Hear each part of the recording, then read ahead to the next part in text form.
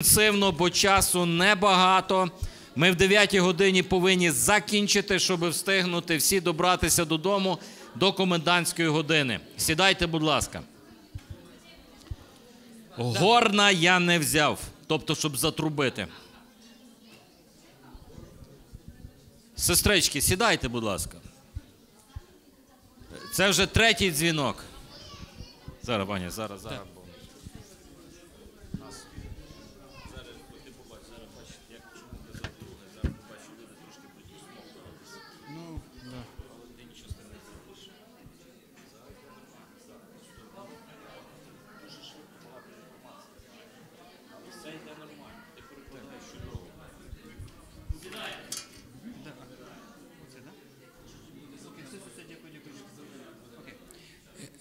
Брати, сестри, ми маємо цінувати час. Якщо ви б зайняли ваші місця, було б просто супер, ну, якщо можна. Інакше в мене буде травматичне переживання, і я буду потребувати от всіх цих речей, про які ми зараз будемо говорити. Буквально 3-4 хвилинки вашої уваги. Я безмірно вдячний Майку за те, що він робить. Те, що він говорить, здебільшого торкається індивідуальної роботи, хоч він і говорить про групову терапію. Ті, хто більше дотичний до Тернопільського об'єднання наших церков, ви чули від мене неодноразово про інший матеріал, про який ми багато говорили, я його анонсував. Були безліч перемов, ось про що. Давайте так, почну з березня. В березні я стукав багато дверей, казав, ми не знаємо, не вміємо працювати з ВПОшниками, іншими людьми, які проходять всі ці переживання.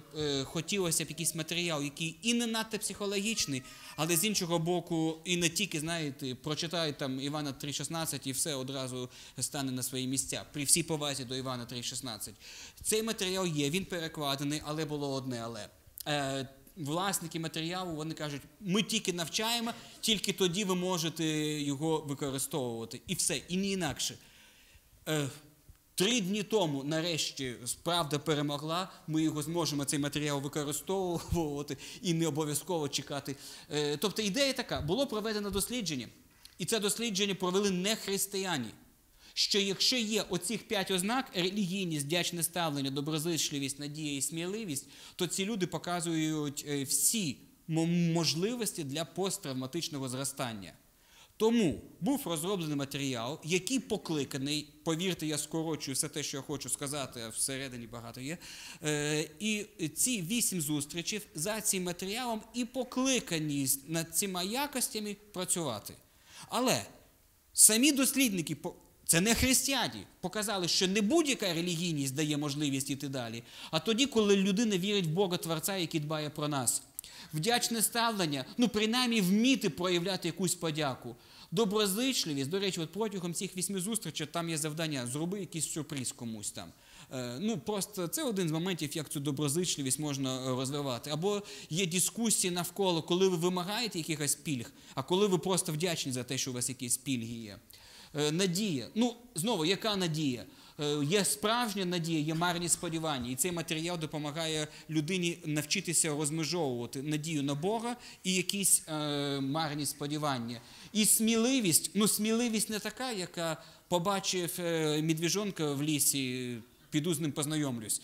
Ні, а сміливість, відповідальність, вміння виносити рішення, навіть от в тих складних умовах, які людина опинилася, а не залежати від якихось інших людей постійно.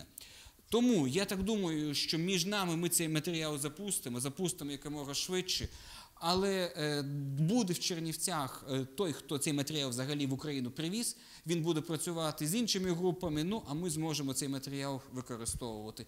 Мені здається, дуже цікавих таких 5 характеристик, рис характеру, які все це показують. Ну, не буду багато займати вашого часу, 8 зустрічей, які допомагають, матеріал класний. Все це відбувається навколо так званої психосоціальної моделі. Це те, що на перетині психології, культури і соціальних питань. Ну, ідея така, Бог нас створив, щоб ми були не індивідуумами, а ми були в суспільстві. І тому групова терапія, в принципі, допомагає. Ідея цікава. Не буду більше займати час Майкла. Я розповсюджую цей матеріал через пасторів, а пастори церков об'єднання вже дозволять іншим мати доступ до нього. Окей, Майк, the floor is yours. Він є, він перекладений. Так. І ті, хто можуть вести ці групи, починають ці групи і ведуть ці групи за цим матеріалом. Окей. We're going to kind of move into some of the things that you can do with victims of PTSD or trauma. Тепер, що робити з тіма, хто є жертвами посттравматичного розладу? First thing clearly is to begin in prayer. Це очевидно, але починайте з молитви. I mean, prayer for yourself. Молитви за себе. Pray for wisdom. Молитви за мудрість. Obviously, pray for the person you're working with. І, звичайно, молитва за ту людину, з якою ви працюєте. There's some fundamental stages of recovery. Є певні фундаментальні кроки відновлення.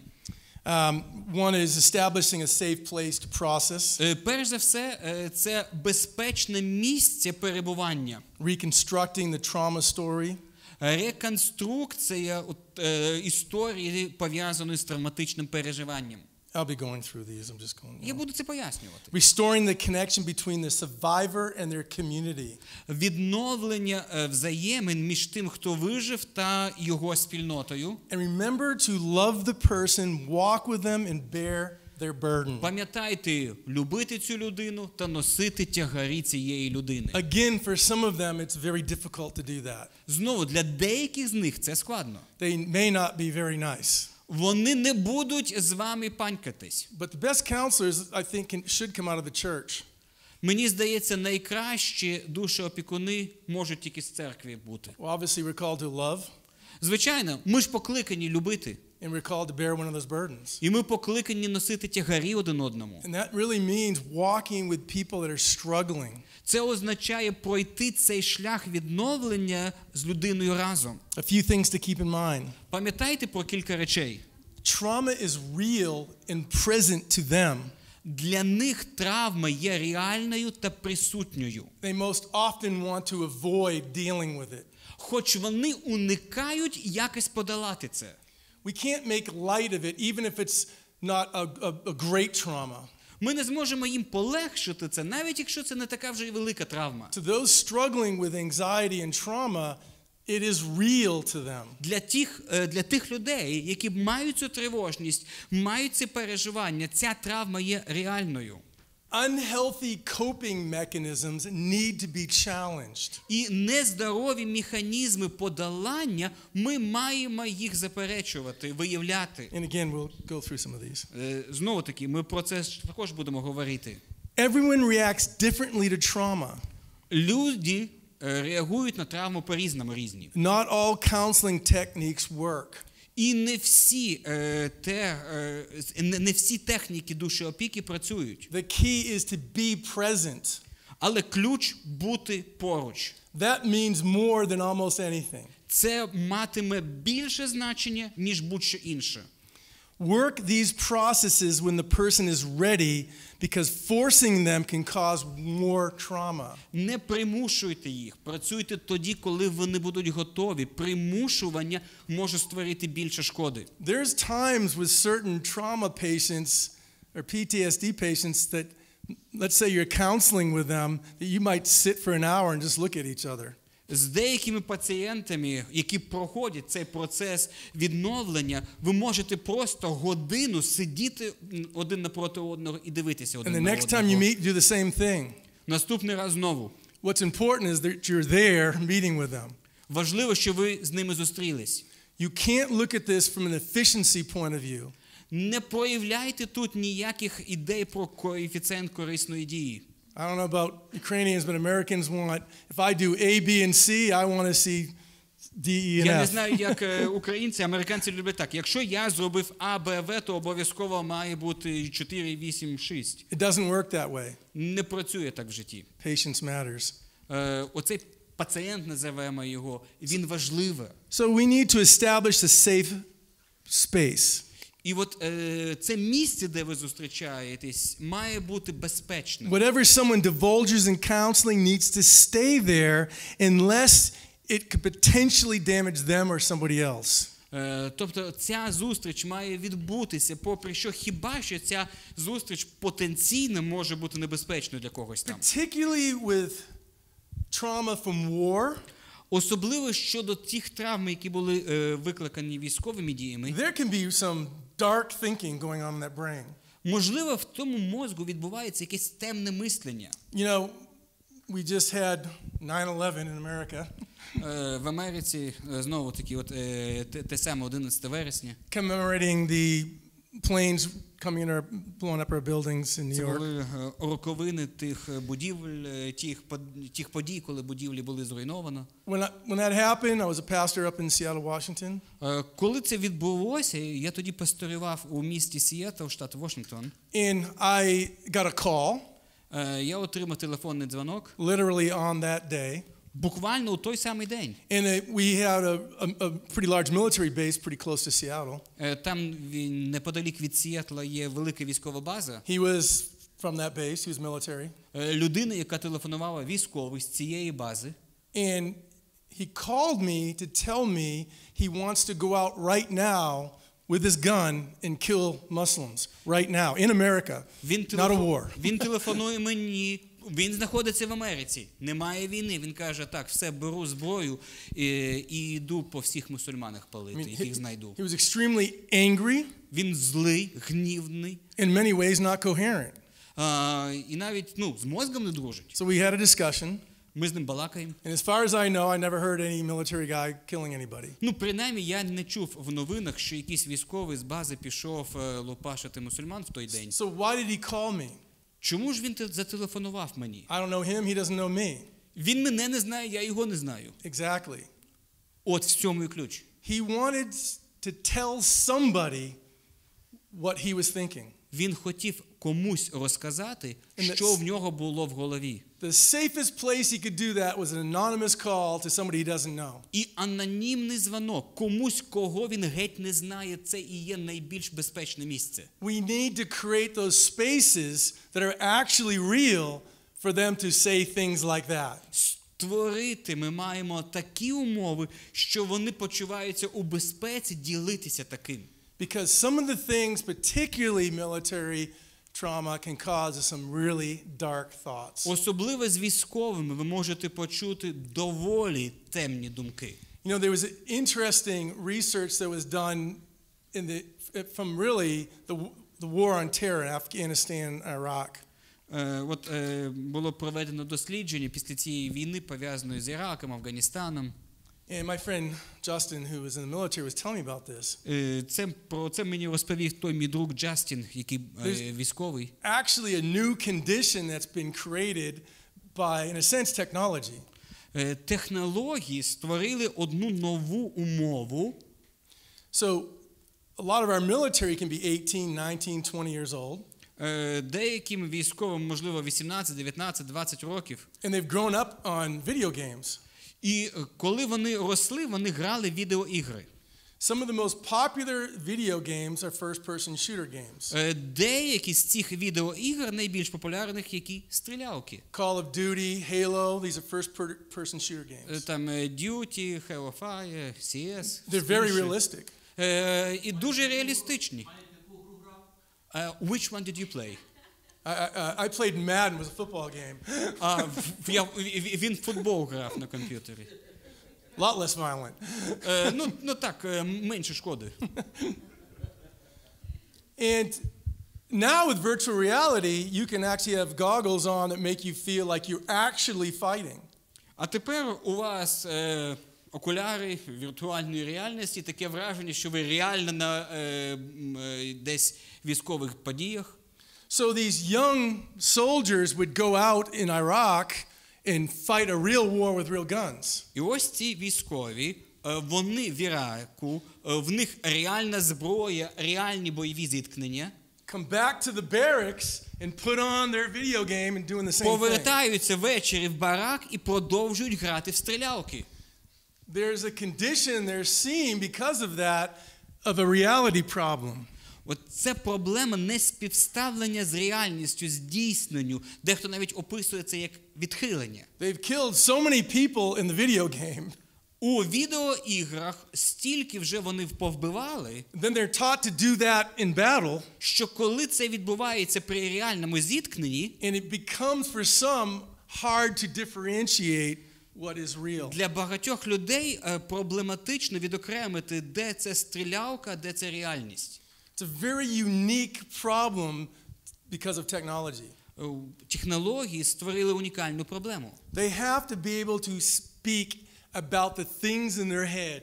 І ось те, що вони думають, ми маємо створити достатньо безпечне місце, де вони можуть вільно це розказувати. So one of the worst things we could do is say, "What? That's disgusting." Найгірше, що ви можете зробити, сказати: "Ти що, з глузду з'їхав? Ти що таке?"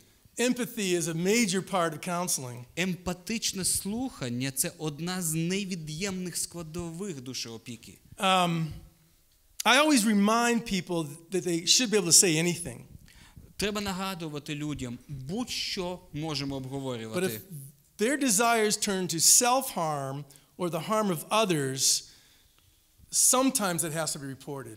Іноді ми маємо передавати цей випадок, якщо вони замислили комусь нанести шкоду або собі нанести шкоду. I try to tell them up front so we can be honest with each other. І це я їх попереджую завчасно для того, щоб досягти чесності. If someone is divulging to me that they bought a gun and they plan on killing their family, Наприклад, якщо мені хтось скаже: "Я вже купив пістолет, буду вбивати своїх рідних", I'm most likely not going to say, "Wow, that's interesting." скоріш за все я не скажу: "А от з цього місця стає There цікавіше". has to be some next step.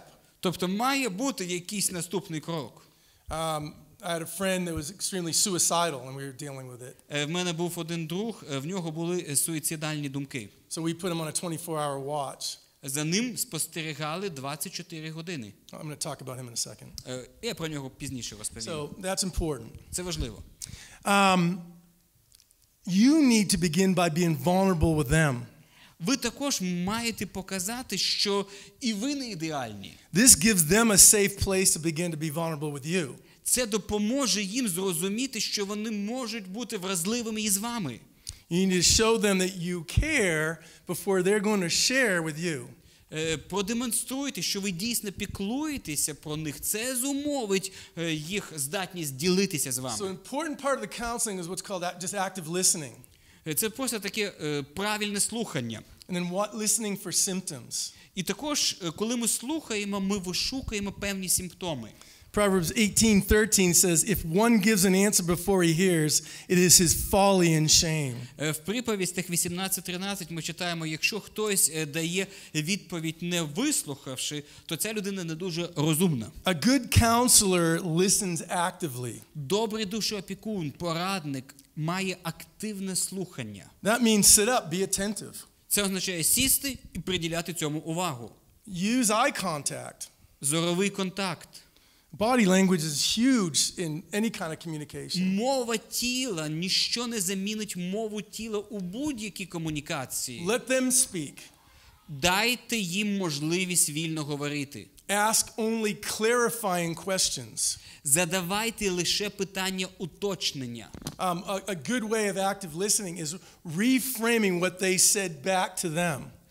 Наприклад, спробуйте переказати інакшими словами те, що вони сказали вам. It shows that you are understanding what they're saying. Це показує, що ви розумієте, що вони говорять. And of course, during this time, phones and everything else are put aside. І, звичайно, протягом цього часу сховайте свого мобільника подалі. So what am I listening for? Що ж ми слухаємо? Well, symptoms of PTSD, of course. Звичайно, ми вишукуємо системи посттравматичного розладу. We looked at some of those symptoms. Personal harm. Наприклад, шкода собі. Like you're here and they want to kill themselves. Наприклад, ви можете почути: "Я хочу себе вбити".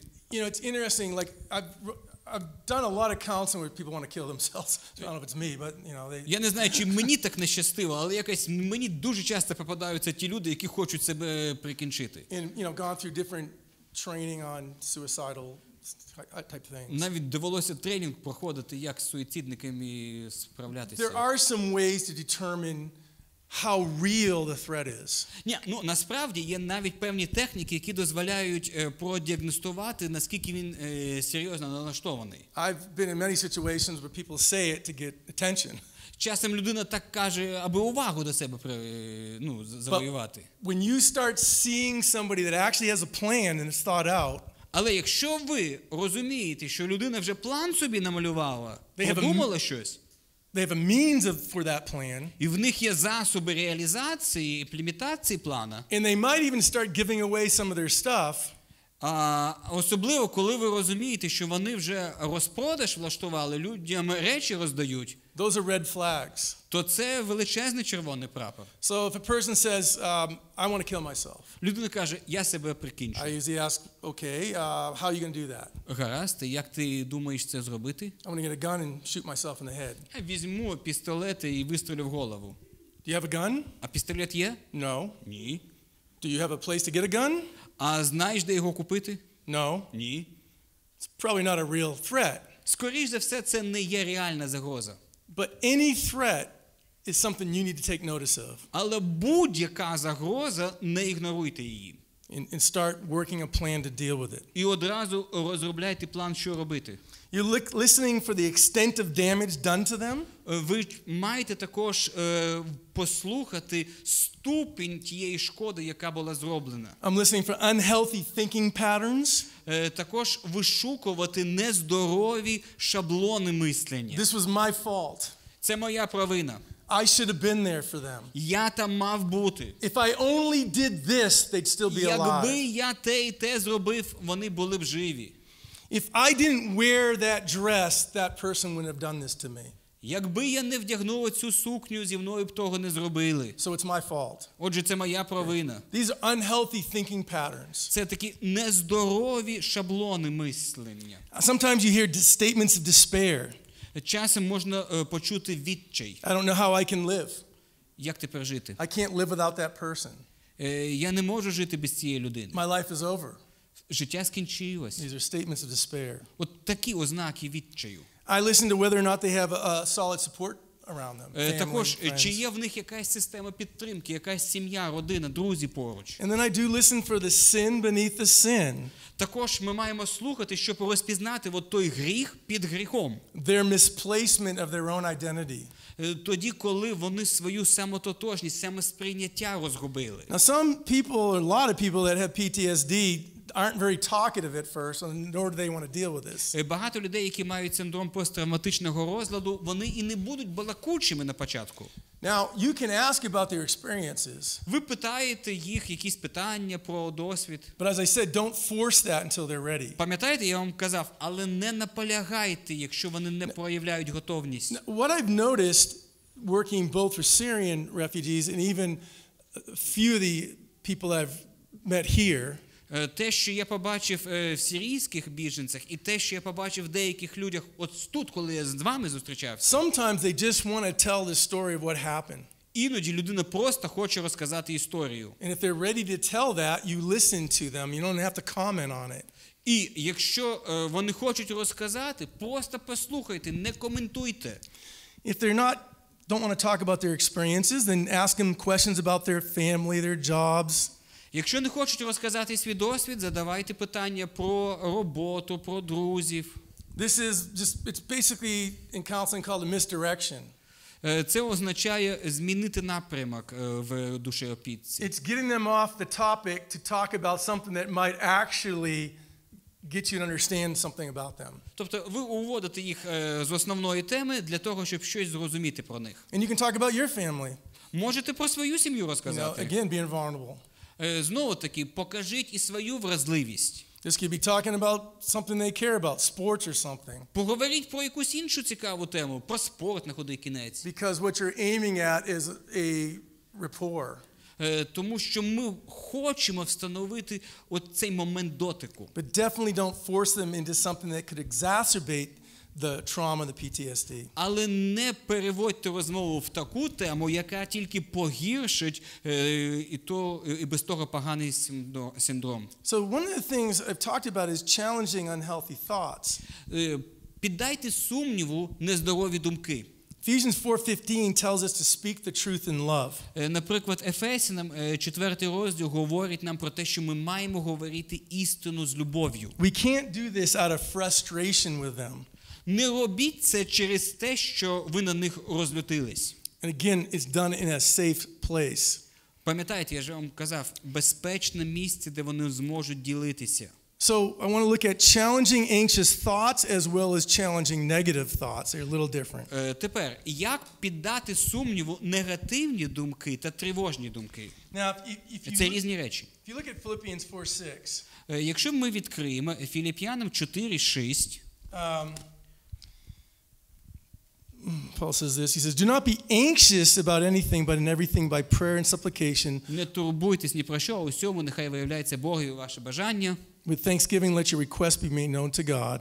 молитвою та проханням з подякою. And the peace of God, which surpasses all understanding, will guard І your мир hearts and Божий, minds." який in Christ Jesus. перевищує від усякого розуму, нехай береже серця ваші та думки у Христі Ісусі. As I said before, anxiety can be a good thing because it helps us survive. Пам'ятаєте, я вам казав, що тривожність може бути доброю, тому що це механізм виживання. Actually, what anxiety does normally is it helps us focus on what's in front of us. Тобто, по суті, тривожність допомагає нам зосередитися на тому, що перед нами. For years, one of my hobbies was rock climbing. Багато років я займався альпінізмом. And rock climbing can be a pretty dangerous sport. Альпінізм може бути небезпечним видом спорту. One of the things that I think one of the things I loved about it. Мені здається, те, що мені подобалося в цьому. When I was leading a climb on a rock. От я маю забиратися на скелю. Knowing that certain moves might kill me. Коли я розумію, що якийсь не той рух може мене вбити, it creates a level of anxiety. Це створює певний рівень тривожності. And it created this incredible focus on what I was doing right there. Що призводило до зосередження, чи я правильні рухи зараз роблю. In a sense, all those other worries, they were out there because I got to deal with this for my life. Це як рекламі. Хай весь світ зачекає, я маю робити те, що я зараз маю зробити. That's a normal anxiety. Це нормальна тривожність. It focuses you. Яка допомагає зосередитись. But when anxiety gets out of control, Але it can коли be ця тривожність paralyzing. стає неконтрольованою, вона вас паралізує. Anxiety in this moment can skew the situation. Тривожність, вона може певною мірою пом'якшувати ситуацію. It creates what we call, and maybe you can translate this, a mountain out of a molehill. A big mountain out of a little thing. Це часом ми робимо слона із мухи, насправді. Now, and this is where the idea of sometimes our desires can cause the anxiety.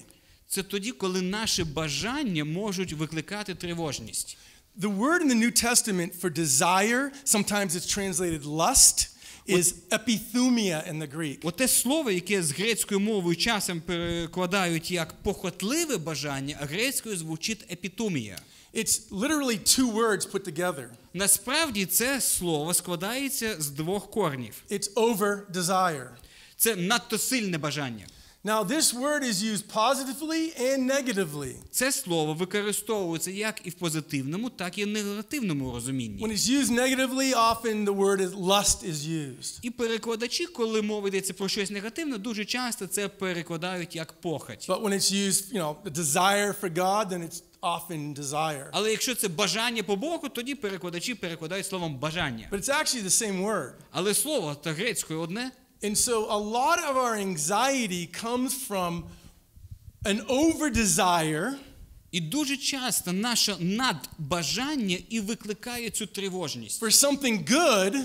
Можливо, чогось доброго. That's misplaced in our priority. Але в мене неправильний пріоритет. A classic example is for those that are married and so much, or is our family. Хрестоматійний приклад – це наша сім'я. I've been a husband for 41 years. Я вже 41 рік як чоловік своєї дружини. A dad for 31. Вже 31 рік як тато. Now a granddad for 9. 9 років дідусь. And I want my family to be great. Звичайно, я хочу, щоб з сім'єю все було добре. I want comfort for my family. Хочу комфортних умов для своєї сім'ї. When my kids and grandkids play sports, I want them to be the best. І коли мої діти або внуки грають якусь спортивну гру, я хочу, щоб вони показали найкращі результати. I have no problem with someone going, man, you're a great dad. Коли до мене хтось підійде і скаже, ти класний татусь, мені це приємно. There's nothing wrong with wanting your family to succeed. І в бажанні мати успішність в сім'ї немає нічого поганого. There's many great verses about raising children. Є багато віршів з Біблії, які можна згадати про виховання дітей. But it becomes a problem when it becomes an epithumia, an over-desire. Але якщо це стало епітумією, якщо це стало надбажанням, тоді це є проблемою. When my identity gets placed in me as a father and not as one that's in Christ, I can suffer greatly when my family is attacked. Я буду страждати неймовірно, коли моя сім'я зустрічатиме проблеми, якщо моя тотожність не у Христі, а в тому, який я класний татусь. So many years ago when my family was attacked, it hit me in a way because it was an over-desire. Ось чому воно і накрило мене, я вам розповідав про те декілька років тому, тоді, коли на мою сім'ю були наїзди, і я тоді так реагував, як я реагував. And now the anxiety is not normal. It goes into this loop in your brain that the worst case scenario is going to happen. І от тоді ця тривожність, вона і створює цю негарну петлю в вашому розумі, про яку ми говорили раніше, і вона стає нездоровою. So you have these anxious thoughts.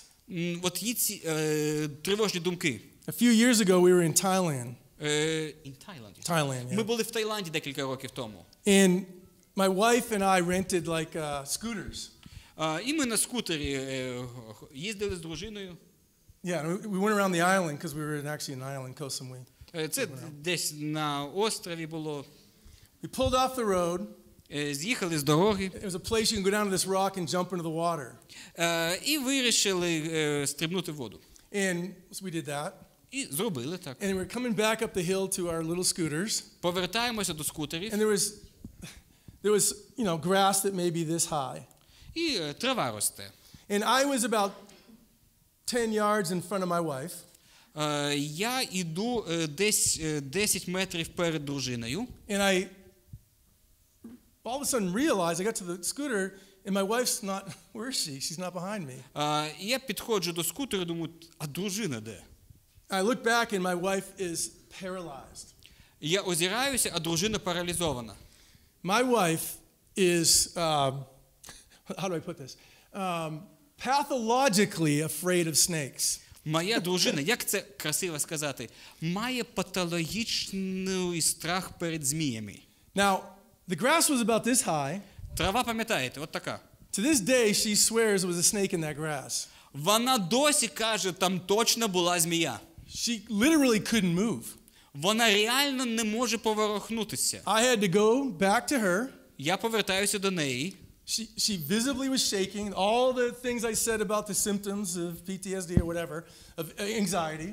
От все те, що супроводжує симптоматику посттравматичного розладу та зайвої тривожності, всі ці симптоми присутні. Вона труситься. She was breathing heavily, crying. Вона плаче, дихання порушене. Saying there's snakes here. Там змія. There's no snakes. Не було змії. I had to take her face and say, look me in the eye. І я буквально мав їй сказати, дивись мені в очі. And breathe. Дихай. Because this negative, anxious thoughts тому що ці негативні, тривожні думки paralyzed her. Паралізували її. Now, it didn't last for a lifetime. Ну, це не на все життя. But it was situational. Але ситуативно.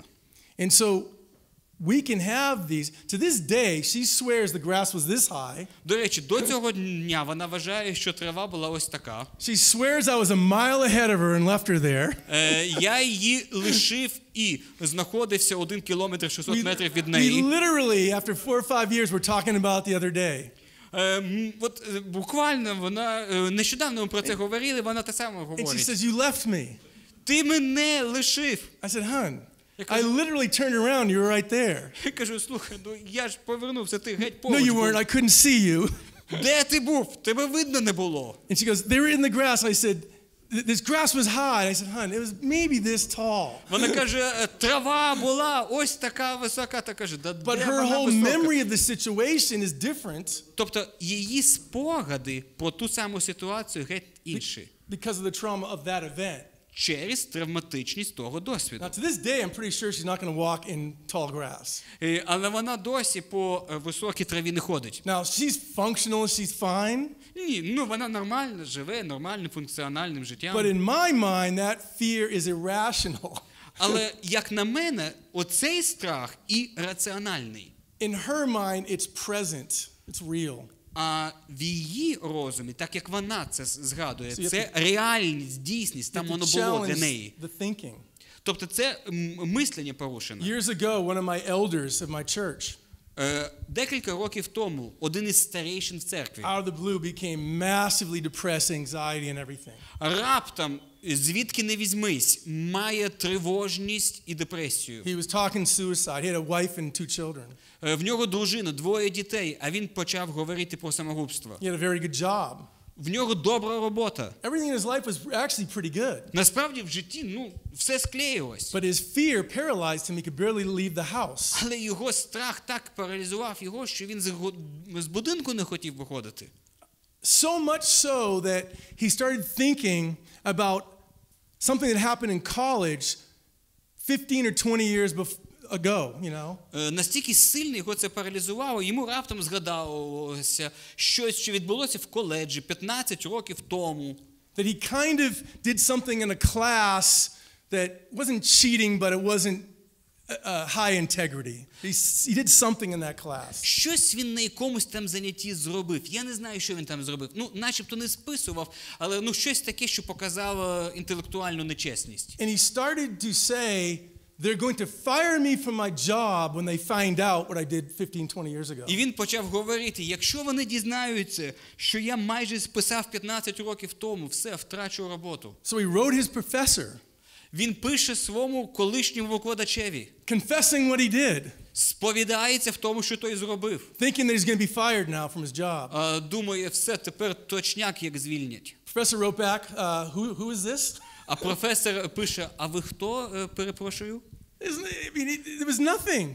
Це дрібничка. But it was real to him. Але для нього все реально. It was part of his paralysis. He couldn't even move. Це настільки його паралізувало, він рухатися став складно. And he was suicidal.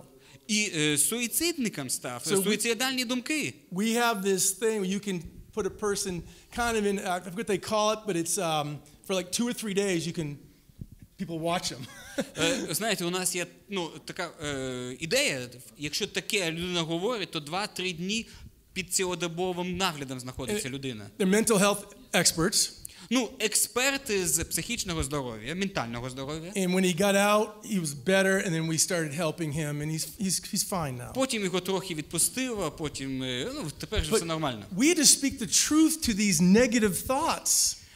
Але оці негативні думки. We're saying, look, realistically, you're not going to get fired. Слухай, да не звільнять. And we have to be able to speak the truth in love to these kind of thinking. І от це і є той контекст говорити істину з любов'ю. So one of the things you can do is have them describe, if they're ready, something. What triggers this? What triggers their anxiety? Якщо вони готові, обговоріть з ними тригери. А що спричинило? Чому в тебе раптом ця тривожність з'явилася? Is it a smell, a sound, or a place? Що це? Запах, звук, місце. And have them begin to imagine encountering the situation. Хай вони уявлять собі, що знову зіткнулися з цією ситуацією. Now remember, this is when they're ready for this. Але пам'ятайте, лише тоді, коли вони готові до того. And work through worst outcome, best outcome, and likely outcome. Проговоріть з ними 3 сценарії: найгірший сценарій, найкращий сценарій і найбільш вірогідний сценарій. Those struggling with anxiety, and this is where I live, is I can think down the line to worst case scenario. От там, де я зараз знаходжусь, там, як я зараз живу, ось як буде найгірший сценарій виглядати. Part of it was I led a climbing ministry for about 10 years. climbing ministry. Оце служіння, да, яке я вам говорив, там скалолазання, лишив 10 років тому. And we would lead groups of people up mountains that could, you know, a lot of things could happen. Ми людей в гори возили, в скелі возили. Там багато що статися може, гори такі. We did ministry and missions in places like Nepal, up in the Everest region and so on. Людей я і в Непал возив, та і в інші доволі небезпечні райони. So my team that were the leaders, we used to get together before all of these episodes that we'd bring them into dangerous situations. І от моя команда, лідери, ми збиралися перед всіма цими епізодами потенційно небезпечних ситуацій. And we'd work through what we'd call worst case scenario. І ми проробляли алгоритм дій у найгіршому випадку. Because when you hit trauma or you hit something bad, you usually, again, your emotions take over, not necessarily your rational part of your brain. Тому що коли ви стикаєтесь з травматичним переживанням, дуже часто емоції будуть домінувати, а не раціональне мислення. So we would do this, so when a bad situation would happen, we'd have solutions to work. І проговорювали ми найгірший потенційний розвиток подій, якщо, не дай Бог, щось станеться, щоб у нас принаймні був проговорений алгоритм дій. And what you find, and even in that situation, when you work through that, there's a calm because you're, in a sense, ready for it. І певним чином воно заспокоює, тому що воно створює готовність, почуття готовності. So you help them imagine the situation. Хай собі уявить цю ситуацію. And realize there are solutions to the problem. І усвідомлять, що є рішення проблемі. Another thing when you're looking at the process of challenging these thoughts is having them imagine, okay, worst case scenario happened. І ще один момент щодо опрацювання. Окей, ми собі уявляємо, сталося найгірше. Is this worst case scenario going to be something that is going to matter in a year? А оцей найгірший розвиток подій матиме значення через рік. And so again, what you're doing is helping them think through the craziness, if you will, of what they're thinking. Ви допомагаєте їм, не кажіть їм про це, зрозуміти божевільність своїх власних думок. Now you're not telling them it's crazy. Ви ж їм не кажете, ти зараз з глузду з'їхав. But some of the thinking can be really off the hook. Але часом, реально криша їде. You speak the truth in love. You help them understand. І говорити істину з любов'ю, ви допомагаєте їм зрозуміти. Their fears aren't realistic. Що те, що вони бояться, вони не придумували в три короби. So again, using their worst case scenario, you have them describe the irrational thought and then a rational thought. Тобто ви допомагаєте їм почати думати раціонально і ірраціонально. So my friend who is obviously going to get fired because something he did 15 years ago. Ось цей мій друг, якого точняк як звільнять через те, що він накоїв 15 років тому. I sat down with his wife and another elder. Я, дружина його, ще один старейшина з церкви, сидимо. And he literally was shaking. І його трусить. With fear. Буквально. And the three of us expressed, one, we love you. І ми йому говоримо, ми тебе любимо. We're going to walk through this with you. Ми цей процес пройдемо разом з тобою. And if worst case scenario happens, you get fired, we're going to find a job for you. І слухай, навіть якщо і звільнять, знайдемо тобі роботу. But we kept on saying, look, the realistic element of this is your professor's not even going to remember you. Але ми його навіть попереджували, слухай, да той професор і не згадає тебе. And that's exactly what happened. До речі, пророками були. So, countering anxiety is important here. От ця протидія тривожності важлива складова. Worrying is normal until it gets in the way of normal life.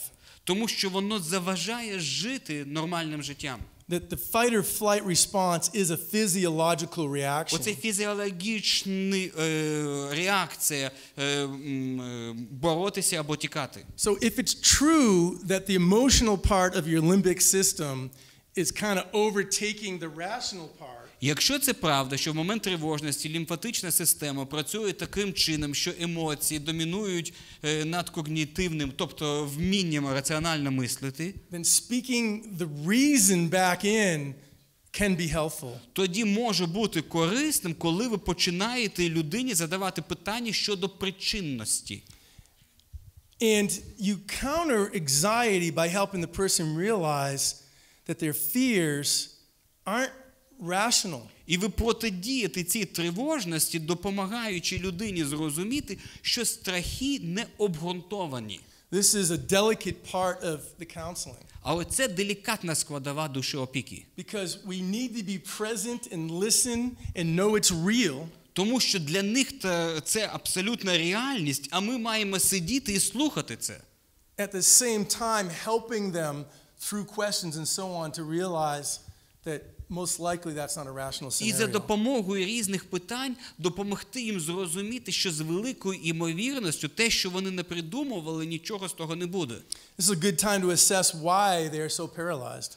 От саме зараз важливо поговорити, а чому відбувається цей параліч? Is there an idol to be assessed here? Що тут є якийсь ідол? Is there a sin involved? Гріх? While it's normal to worry, Турбуватися начебто нормально. when it paralyzes you, there might be something else involved. Але коли воно вас паралізує, можливо, там щось ще задіяно. So you're working to try to understand that. І ви намагаєтеся зрозуміти це.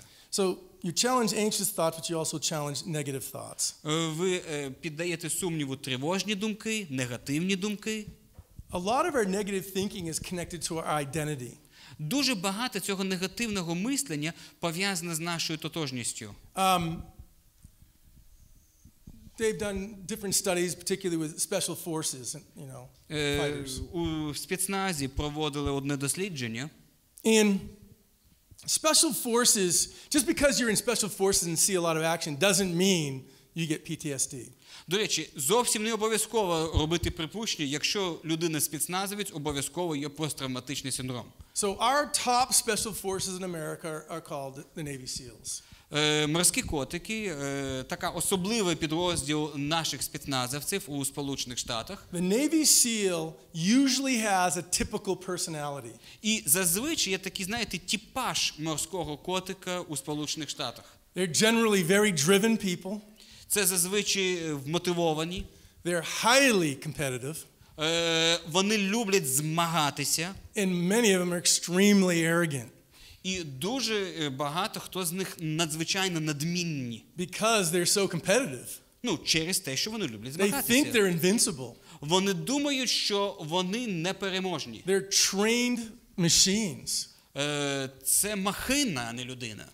And so what can happen in situations in war А на війні може статися ситуація, is they can see that they're not invincible.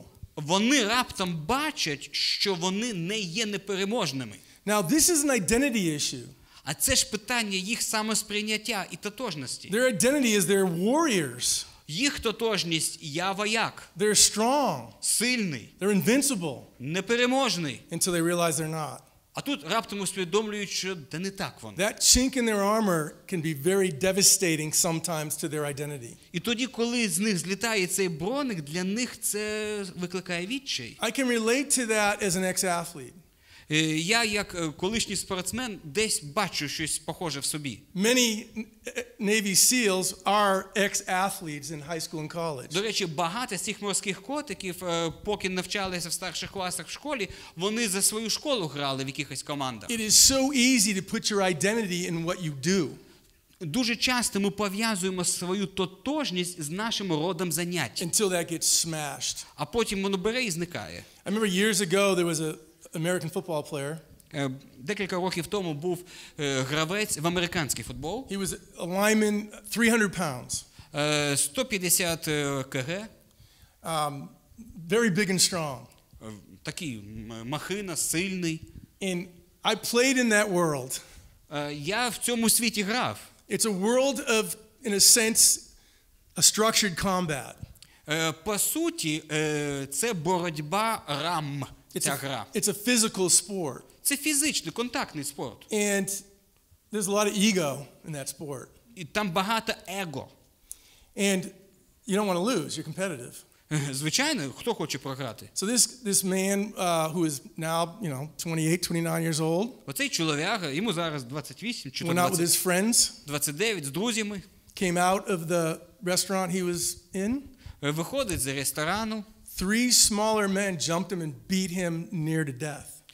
3 значно менших за нього напригують на нього і побили майже до смерти. They beat him pretty bad. Ну, реально побили. Injured him really bad. Багато шкоди зробили. But it was interesting when I read about the story and heard his comments. Але дуже цікаво було читати про цю історію та його коментарі. He said something to the effect of, the physical beating is not the problem. Він каже, те, що мене фізично побили, це не проблема. Those people took away my manhood. Вони чоловіка в мені принизили. See, deep down he believed he was invincible. Десь в серці він думав, що він непереможний. That wound was worse than the physical wounds he had from getting beaten up. І оця рана того, що його побили, була гірша за те, що його побили. Identity is a huge issue. Оце самосприйняття, тотожність, це не дрібна справа. That's connected to anxiety, depression and Оце і призводить і до синдрому посттравматичного розладу, і до тривожності, і до депресії, де що тільки. Identity is often connected to our depression. І тотожність, порушення сприйняття тотожності дуже часто пов'язані з депресією. We're made in the image of God. Ми ж та створені за образом Божим. We are at our best when we understand that.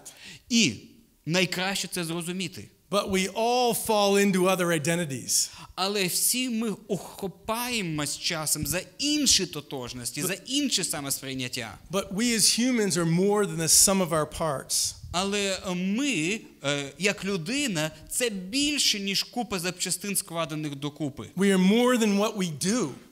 Ми більше, ніж род наших занять. Many of us struggle with that. І багатьом з нас це не просто We прийняти. feel that we have worth because of what we do. Ми часом думаємо так, я маю гідність завдяки тому, що я роблю. Oftentimes, many people in the church are struggling with that idol. Навіть оцей ідол часом є у тих людях, які в церкву ходять. They are doing to prove their worth to the people around them. Вони щось роблять, чимось займаються в церкві, щоб всім довести, що він чогось вартий. We are also more than our failures and successes. Ми також більше, ніж наш успіх і наші невдачі. So when we challenge negative thoughts, we ask Коли some ми questions. кидаємо виклик оцим негативним думкам, ми це робимо за допомогою низки питань. Is there substantial evidence for your thoughts? А що може підтримати оці твої думки? Що є доказом твоїх думок? Is there any evidence contrary to your thinking? А чи може щось вказувати на те, що не погоджується, не узгоджується з твоїми думками? I was reading a book. It's called I think it's called The Brain That Changes Things. Я читав книгу, як вона називається? Щось, мозок змінює, якось так назва книги. It's a psychologist. Психолог написав. He works with severe OCD. І він працює з такими серйозними розладами розумовими. There's this idea in neuroscience called neuroplasticity. Є ідея в неврології про невропластичність. They're realizing your brains are not, they're more like plastic. Тобто ідея, ми сприймаємо діяльність головного мозку у пластичному розумінні. And they're moldable. Відповідно, він піддатливий. And can be changed. І може бути змінений. They used to think that your brains had X amount of cells. Раніше було припущення, що в головного мозку є певна кількість клітин. It was a static thing that could never be changed for what it was. І от ця кількість клітин головного мозку, вона є певною, це число X, воно є задане. But neuroscience is showing or thinking that no, your brain is moldable. Дослідження з неврології показують, ні, мозок піддатливий. The problem is if it's been molded into negative thinking that comes from trauma and certain things in your life, it's sort of like a rut. Проблема полягає в тому, що якщо якісь травматичні переживання таким чином впливають і змінюють структуру головного мозку, тоді він може почати бути достатньо закам'янілим. I don't know if you've ever been in the mountains when it snowed. Я не знаю, ви колись були в горах, коли сніг іде? You have these things that are called saucers that you slide down the mountain with. Є такі, знаєте, коли згори така поземка снігу йде. And what inevitably happens is there's a rut that gets iced over, and that's the one you want because it's a rut, you stay in it. Okay?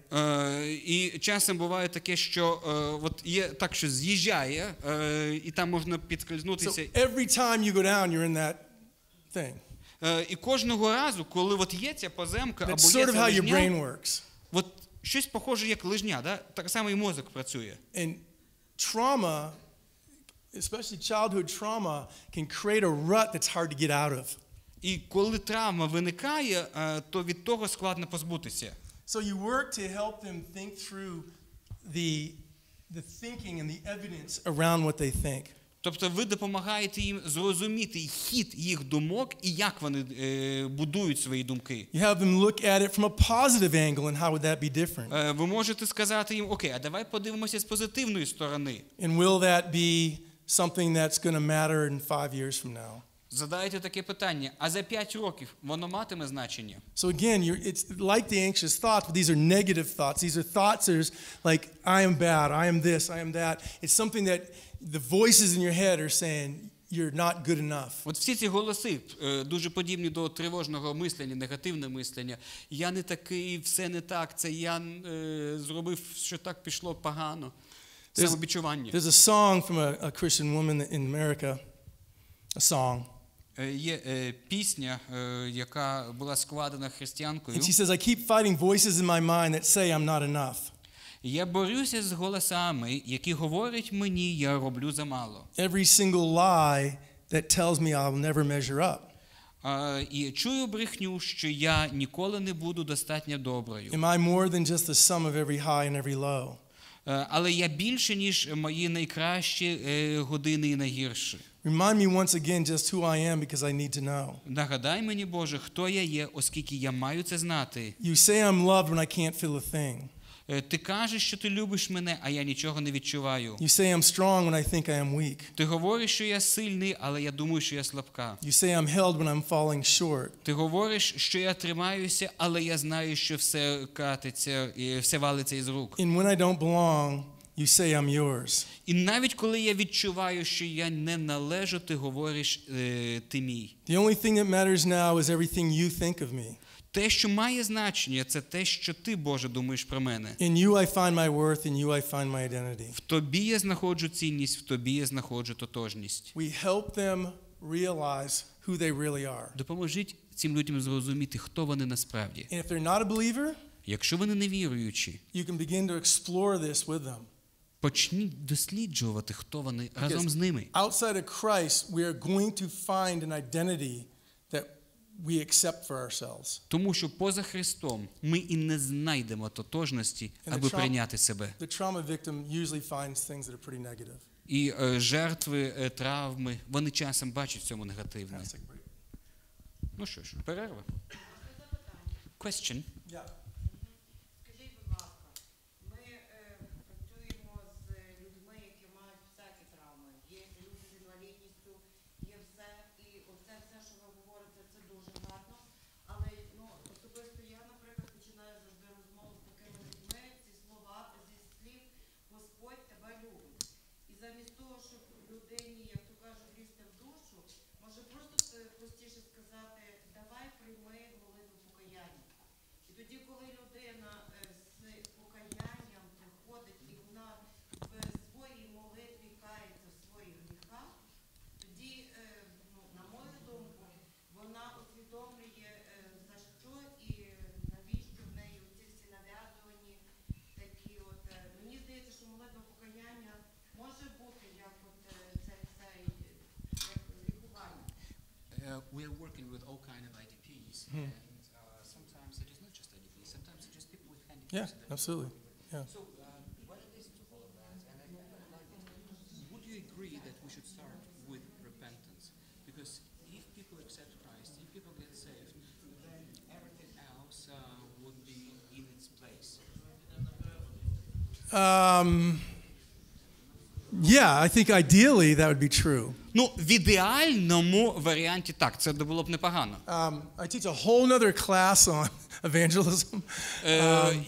В мене є цілий предмет, освітня дисципліна, яку я викладаю, пов'язана з євангелізмом, благовістям. That, yes, I believe obviously bringing Christ into the picture is huge. Ну, звичайно, якщо ми одразу починаємо говорити про Христа, це велика справа. But like I said in the beginning, we have to create a line.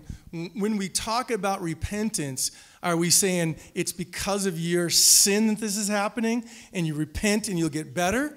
That might be a problem. Але тут може бути проблемою така річ. Ми можемо створити враження, що це твої гріхи до всього того призвели, давай, но кайся, і тоді все налагодиться.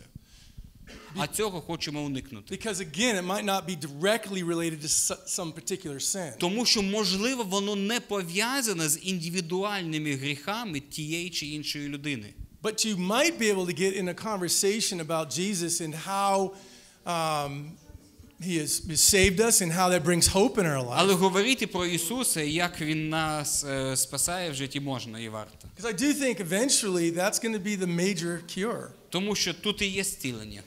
But sometimes it's not the first thing. Але іноді, можливо, не з цього треба починати. But as you pray about it and you think about it and God's led you there, absolutely. Але ви молитесь, ви слухаєте Бога, і якщо Дух вас веде в цей напрямок, з цього почати. It's a very good question. Але добре питання.